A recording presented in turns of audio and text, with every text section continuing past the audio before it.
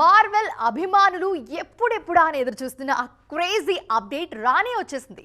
Box office దగ్గర sensation create చేయడానికి spider man franchise నుంచి మరో సినిమా రాబోతుంది.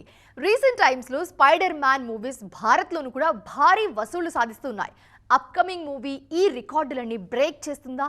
బ్రేక్ చేస్తే సరికొత్త బెంచ్ మార్క్ సెట్ చేస్తుందా?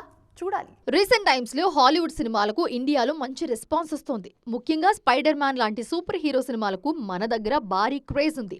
గతంలో వచ్చిన home coming, far from home సినిమాలు ఇండియాలో వసూళ్ల వర్షం కురిపించాయి.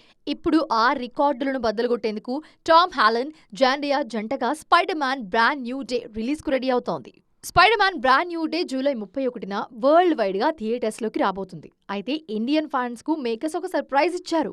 వరల్డ్ వైడ్ రిలీజ్ కంటే ఒక్కరోజు ముందే, అంటే జూలై 30నే మన దేశంలో ఈ సినిమాను గ్రాండ్ గా రిలీజ్ చేయబోతున్నారు. దీనికి సంబంధించిన అడ్వాన్స్ బుకింగ్స్ కూడా త్వరలో స్టార్ట్ చేయబోతున్నారు.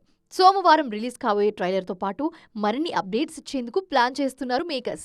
ఇప్పటి వరకు వచ్చిన స్పైడర్ మ్యాన్ సినిమాలన్నింటికన్నా లెంగ్దీ రన్ టైమ్ తో ఆడియన్స్ ముందుకు రాబోతుంది ఈ మూవీ.